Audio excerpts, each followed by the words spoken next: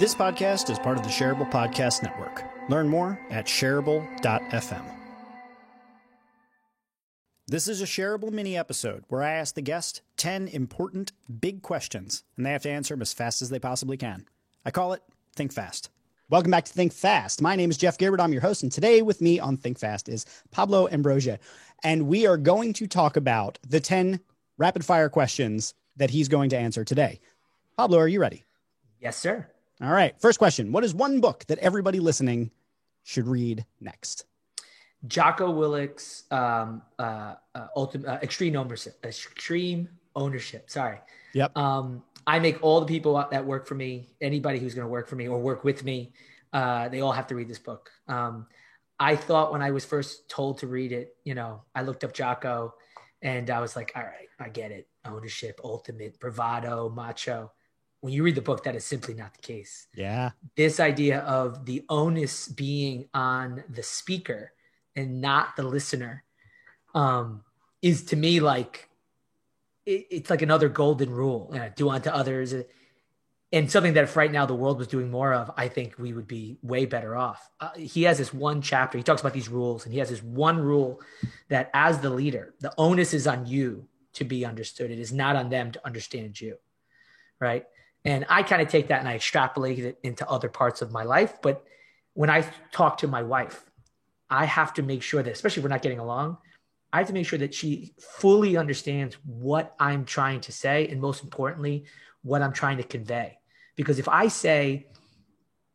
trying to say, I love you, but I'm sick of X, and all she hears is I'm sick of X, we're not speaking the same language anymore. Yep. And I think that's like a superpower unto itself. If you can really truly communicate your intent, I think a lot of the silliness that we're going through right now as a country, but also as individuals, I think it all goes away. Because I think most people, again, this is purely stemmed in my belief that most people are good and truly have good intentions. Nah, man, I dig all that. And I felt very similar to you before reading that book where I was like, I'm not into like the whole military bravado, like tough guy, wake up at 5 a.m. and work out. Like that's just not my world. And I'm not comfortable there. So I didn't think I was going to enjoy the book and all the military references. I'm like, I don't understand this.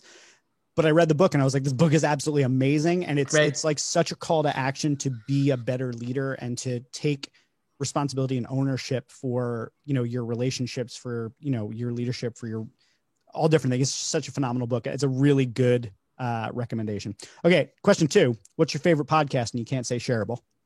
I'm going to say it's one of two. One is kind of a little too on the nose considering who I am, but one is actually, I really enjoy listening to Joe Rogan. Mm-hmm. One of the biggest reasons though, is not what most people I think listen to him for. I'm a jiu-jitsu guy. I fought professionally. So I'm into all that. He works out. I like that. And there's a lot of things he says I don't necessarily agree with. I actually really like it when he has people on that I don't like. Mm-hmm. I really enjoy the idea of listening to people that I don't agree with almost at all.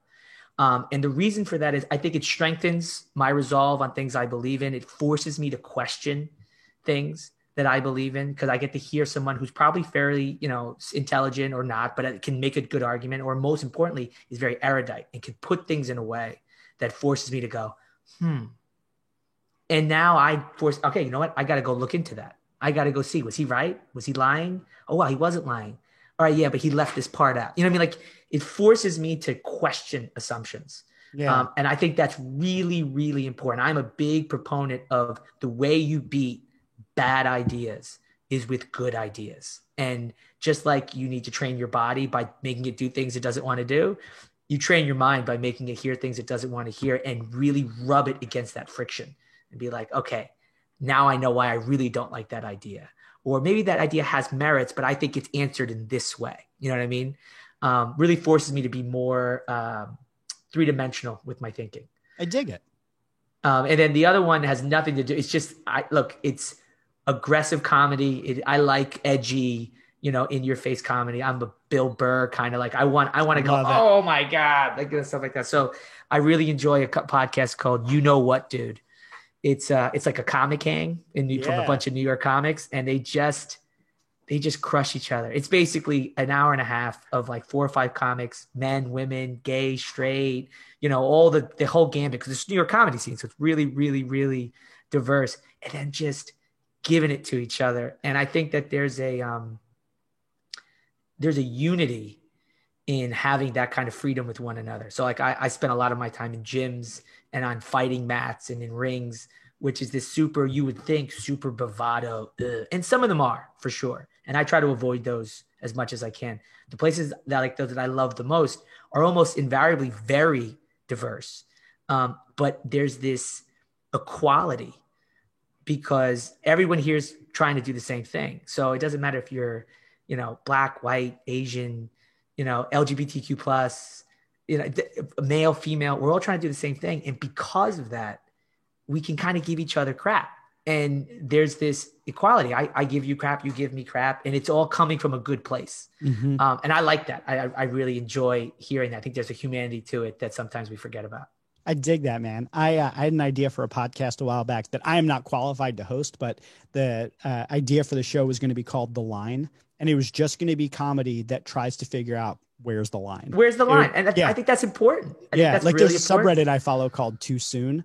And it's all like stuff that's like, maybe that's in poor taste because like that just happened. But I enjoy dark humor too. It's tough because there's like a real fine line there, but I do appreciate that as well. So I'm going to look into that one. All right. So question 3 is, what negative experience in your life are you most happy that it happened to you? Again, there's 2. One, my parents' divorce was very difficult on me and my brother. It was a very ugly divorce. And this is not like there was one side that was evil and it's just 2 adults who, what's the opposite of love? Hate. And they loved each other a lot. And so when it came time to go the other way, it went the other way. Mm-hmm. And, as a kid, you have to figure that out. Like, these people created me and they hate each other. It's my fault. Am I a bad person? Am I the reason?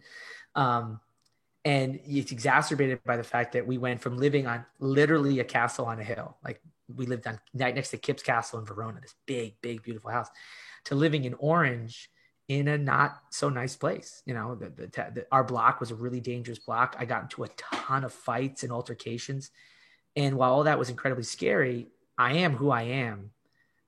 I mean, primarily because of that intense shift from super duper privileged to things being very sideways back to my mom after, 6 or 7 years, moving us out of there into a much nicer neighborhood. But that experience, while very traumatic, it made me who I am. And I like who I am. So I'd say that would be the number 1. The number 2 would be,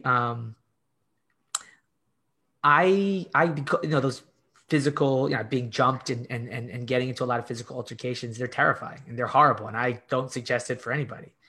However, I will say the only positive is you find out exactly who you are when you're terrified. And what I've learned about myself is that I don't cut and run. And I use that reminder that I know I will sit there and do what I think is right, even when maybe I'm about to catch a whooping. As a reminder of why I'm going to go have this conversation, why I'm going to go do this hard thing, why I'm not going to quit, because if that didn't break me, this is not going to be the thing, stuff like that. I dig that, man. So my answer to that question would typically be, I had a bad acid trip in college, and I look at that as like, literally like that is a new anchor in my life where I'm like, well, it's never going to get that bad. So everything's up for like, that's as well, the bad walls as aren't melting. So I'm pretty good right now. It was like 8 hours of terror. And like, after that, it's like, well, what am I scared of now? Like I got nothing left after that. So whatever. All right. What's the lesson that you wished you learned earlier in life? Discipline. I was a very undisciplined kid. I only did what I wanted to do. And since I don't do particularly well with authority, it'd be like, oh, you're telling me to do X? Okay, cool. X is never happening. Yeah. Easiest way to get people like us to do what you want us to do is to tell us that we can't do the opposite. Yeah, you can't do this. Oh, I there's can't. no way you can do that. Oh, really? I can't. Now it's happening in the next day. A funny story about that. Just real quick aside. We just got some plants for my rooftop, like a basil plant, chili pepper plant. My wife was like, "You're never going to water those." I have watered them 4 days in I a was about row to say. because I was like, there is no way I'm letting these plants Two die. in marker across your forehead so you remember I in got the mirror. 5 reminders. I got water jugs sitting Yeah, everywhere. I'm exactly the same way. Yeah. What I've learned now is that I have to constantly do the thing I don't want to do. And the trick then now is to find the thing I don't want to do that has as many positive outcomes as possible. So like within the last 2 years, I've become very, very dependent on Google Calendar. Mm-hmm. Right. And now I can't believe I didn't use Google Calendar for everything. Yeah. Right. Like, so now if it's happening in my life, it's in Google Calendar. Yep. And it's not the discipline of following the calendar for me. It's the discipline of putting it in. Yeah.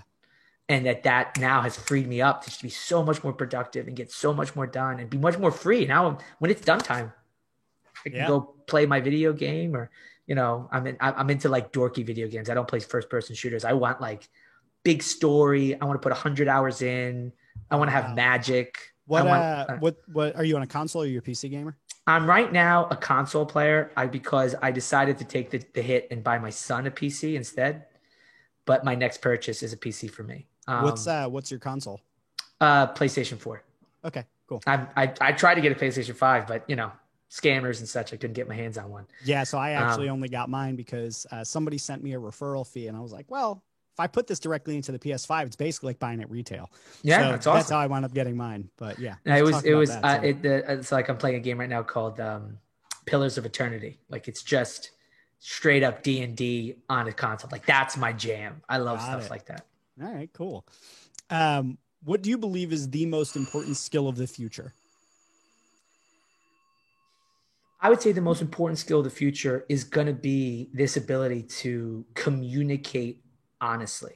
And what I mean by that is I think that as the future becomes more interconnected, more virtual, where we can do something like this and not be in the same state, where ideas and information is the big commodity. I think if you can't convey what you really mean and be genuine about it, I think it's only a matter of time before you get shown to be a fraud. I think the days of Coca-Cola saying X and doing Y, or the days of a big conglomeration saying X but doing Y, are over, because I'm not a big like poo-pooer on the most recent generation. I don't hate millennials. I don't hate Gen Z or whatever. I actually think they're going to be the saving grace of the culture. And by the way, I'm not like, we could have a whole conversation about woke activism and cancel culture and all that stuff. But I think that where our generations and generations before us maybe had an idea of the way we wanted the world to be, I don't think we were willing to necessarily put our money where our mouth was. Maybe now as we've gotten older, but this generation coming up, who I deal with a lot, they won't buy something if they don't agree with what they stand for, or if they will vote in a way with their money. And I think that that's going to put on notice a lot of companies where if they're not genuinely trying to do the right thing, they're not going to be around. Yeah. So I think the trick is going to be to convey what you truly mean and your intention, and being genuine about it. Dig it. What industry or career path do you think has the most promising future or potential? That's a hard one because I'm so skewed with this answer. I think it's going to be in the ability to help people reach their potential, like a coaching or mentoring or things like that. But I can't give you a financial reason why that's the case.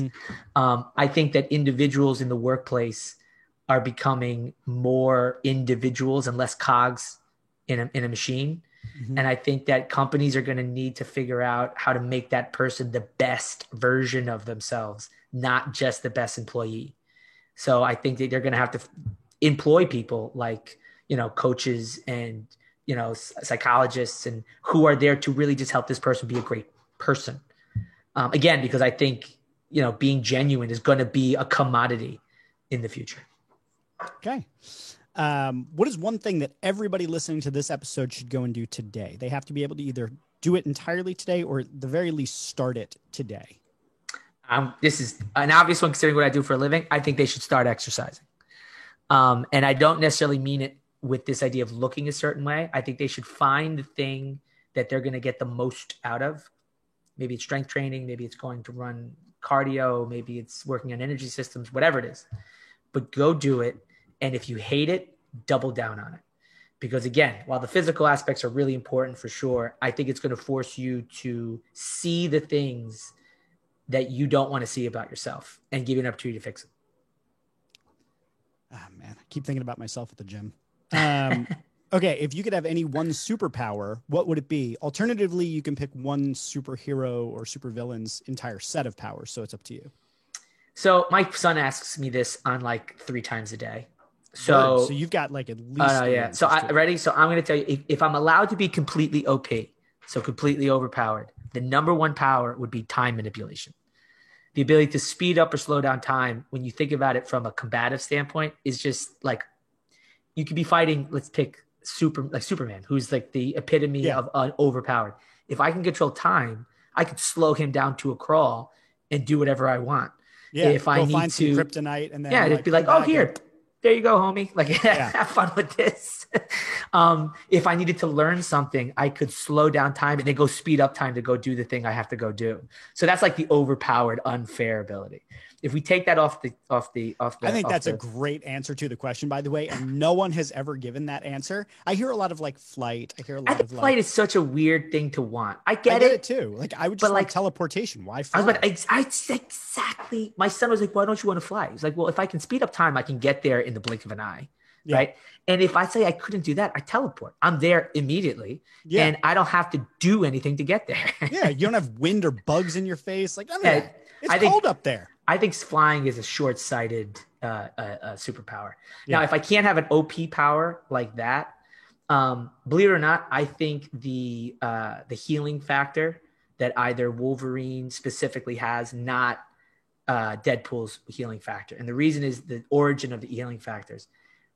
And again, we're going to dork out for a second. I'm so glad you're going here. Go. So Deadpool's superpower, his healing factor is based on what they call in the comic his super cancer. So his cells proliferate at such a high rate that if he cuts off an arm or whatever, the cells will proliferate and then you'll have a new arm, right? He'll just heal immediately because he's got this super cancer.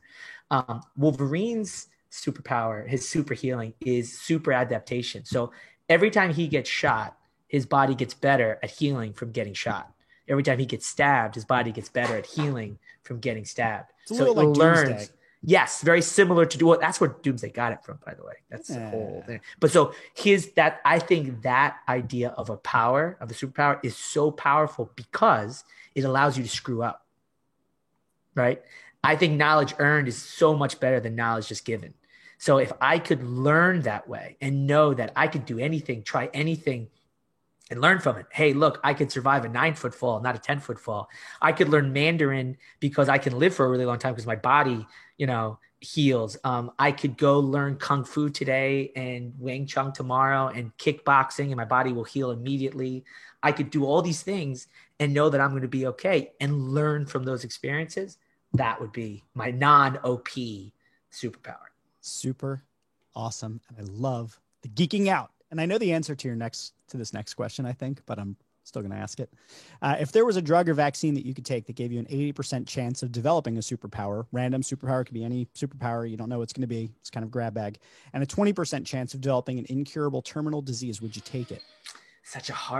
My instinct is, yeah. I mean, of course, I want to make the world a better place. I think sacrifice is important. The only caveat is my son. Yep. Because I want to be, I take being a father incredibly seriously. I have made a very conscious decision that to me, my job is never more important than my son. I have sacrificed money, opportunities to be around my kid because to me, that's just more important. Yep. So the idea that I could not be around for him is a really rough one. And the reason I still say yes, though, is, I take very seriously the idea of a superhero, and I talk to him openly about it. And, good for the world to do. So there's an old saying, for evil to exist or to persist, to persist, exist or persist, and do nothing. Yeah. Right. I think that's real. And if I like to think of myself as a good person who would do the right thing.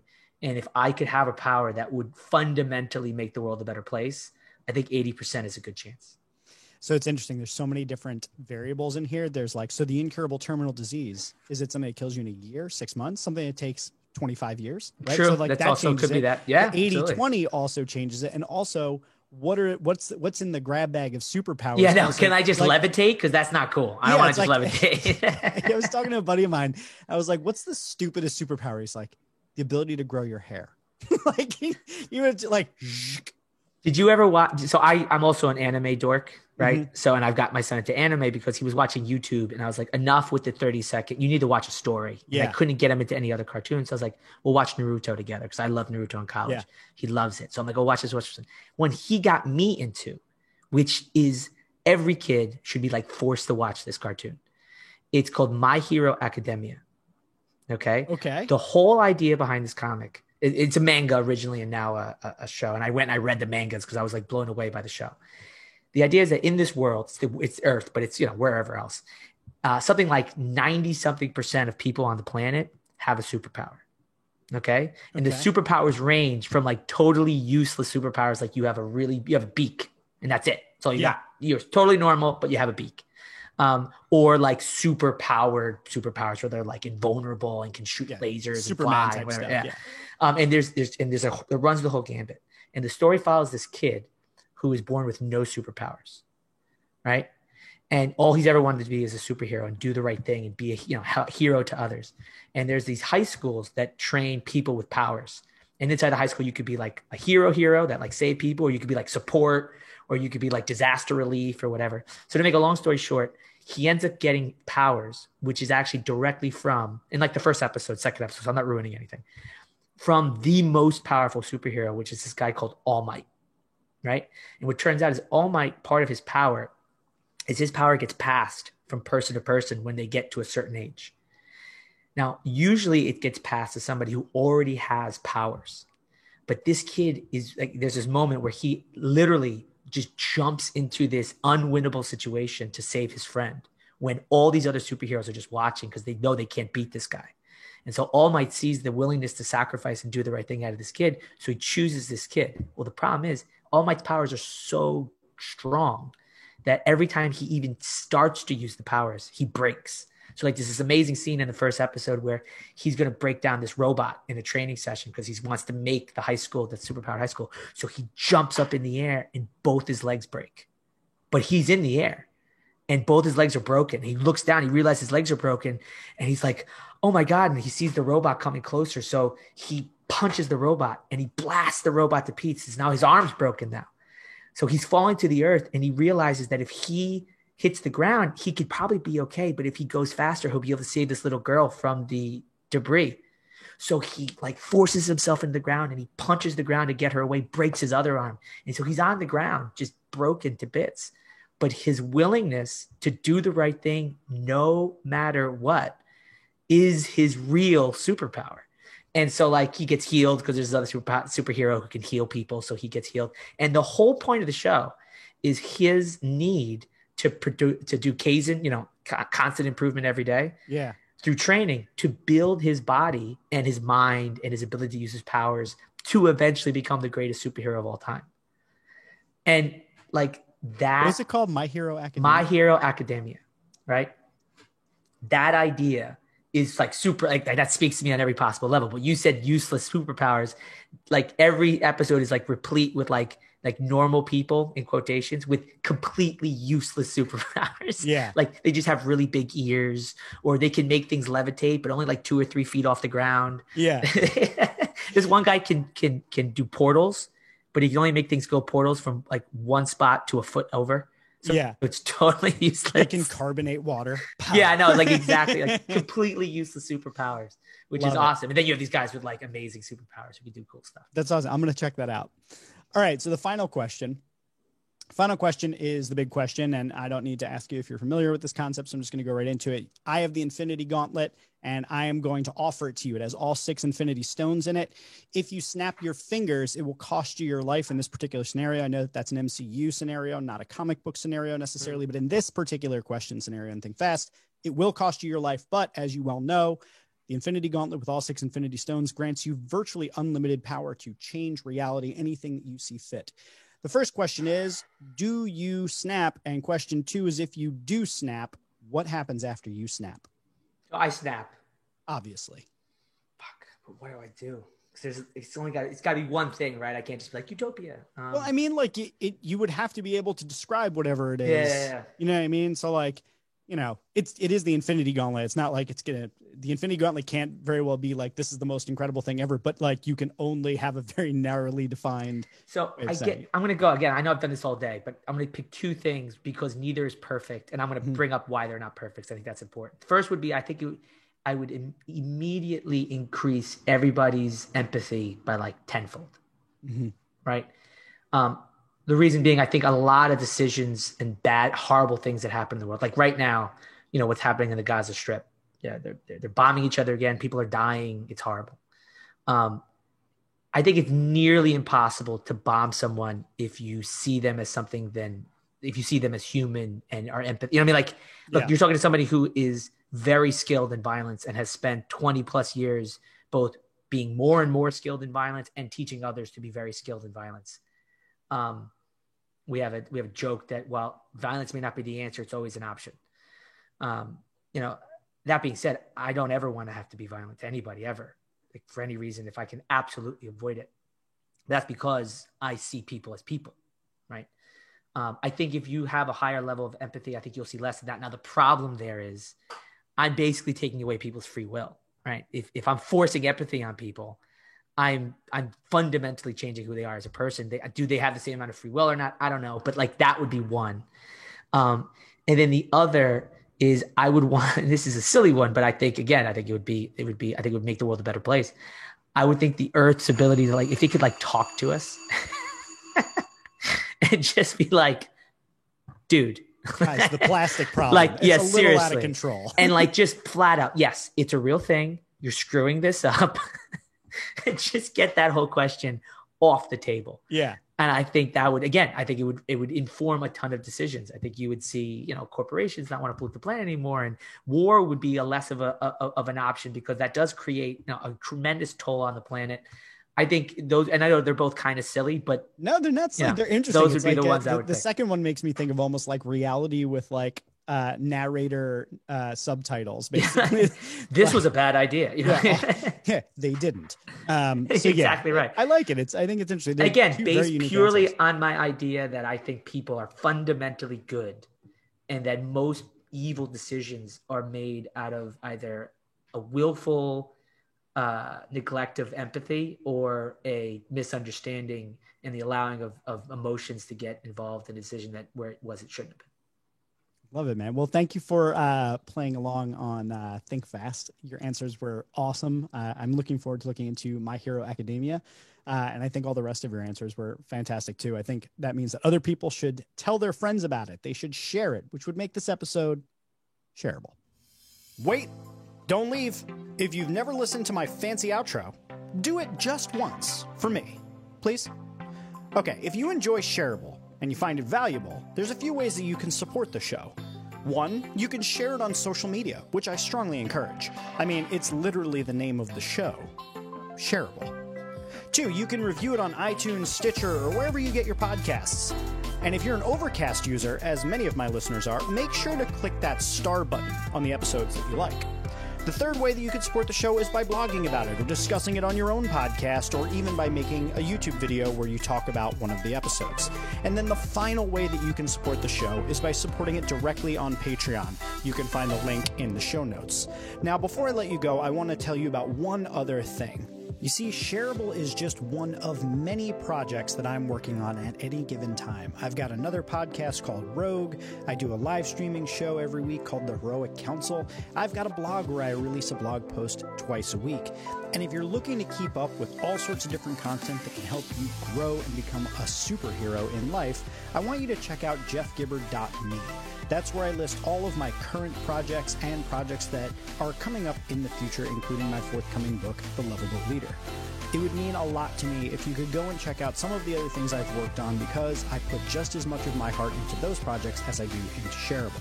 Thank you so much for being a listener. Thank you for being a supporter, and I hope to see you here on the next episode of Shareable.